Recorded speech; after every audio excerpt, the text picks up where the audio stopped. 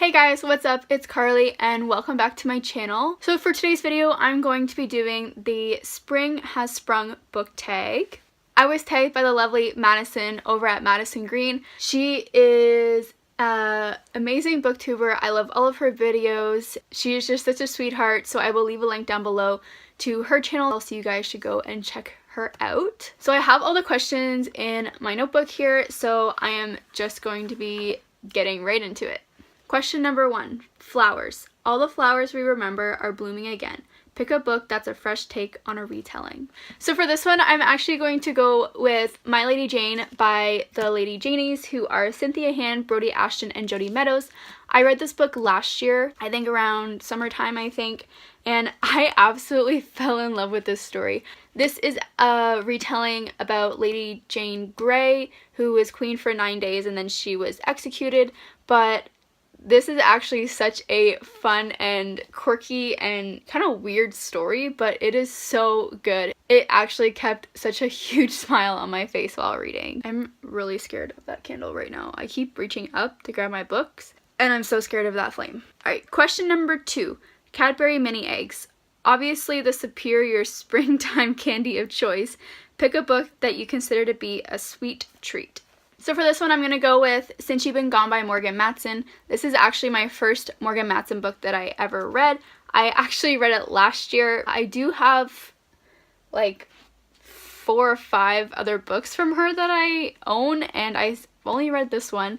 But this one is actually such a cute story. It's about these 2 girls named Emily and Sloane one day goes missing, and Emily doesn't know why she left. Like, she didn't leave any notes, nothing like that. And Sloane left Emily a bucket list to do for the summer because Emily is very shy. She's kind of just like to herself, and she doesn't get out of her shell very often. So this is Emily's chance to prove to Sloane and everybody else around her that she can actually come out of that shell. Question number 3, allergies. Season allergies often make your eyes water. Pick a book that made you cry. So for this one, I'm going to go for the obvious answer to this question because I'm pretty sure everybody cried during this book. And if you have watched my 25 bookish facts about me, you would know that this book made me cry. It still makes me cry every time I read it. And that is Harry Potter and the Deathly Hallows. Do I really need to say more? If you have not read this series, then what are you doing? You need to get on this series. But yes, for those of you who have read Harry Potter, do I really need to say why we all cried at the end of this book? Question number 4, spring cleaning. Out with the old and in with the new. Pick a book to unhaul. Well, I actually have a funny story about this one because it's not like I don't ever get rid of my books. I do, but like a couple weeks ago, I actually basically raided my shelves and I got rid of so much stuff that I just wasn't interested anymore, or I just read them and I gave them a really low rating. But I already unhauled my books, so I don't have an answer for this one.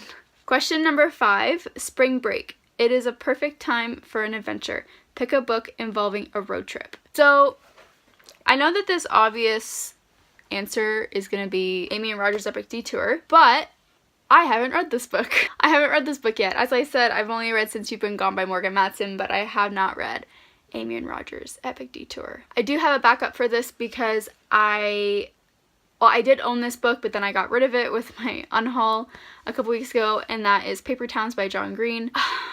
I don't know. There's a road trip in that book, but that book just did not do it for me. I did not enjoy it. I thought it was really not his best work, and I gave it a low rating, so I got rid of it because I don't want it on my shelves anymore. The only 2 John Green books that I have on my shelves are, I can't believe I actually just have to look on my shelf for that, but it's The Fault in Our Stars and Looking for Alaska. I got rid of Paper Towns, but Paper Towns would be my answer. Question number 6, mating season. It's that time of year in the animal kingdom to make some babies.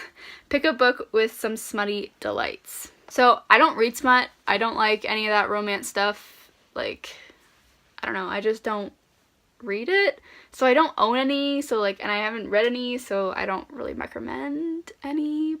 But if I had to choose one, from what I have, I would probably choose A Court of Thorns and Roses by Sarah J. Maas. I know that there is a lot of steaminess in this book, so, but this is like the only thing that I own on my shelves that's like close to smut, so if you're looking for a romance and all that smuttiness, then definitely recommend this book. Question number 7, rainbows. I just feel like spring is made of frickin' rainbows.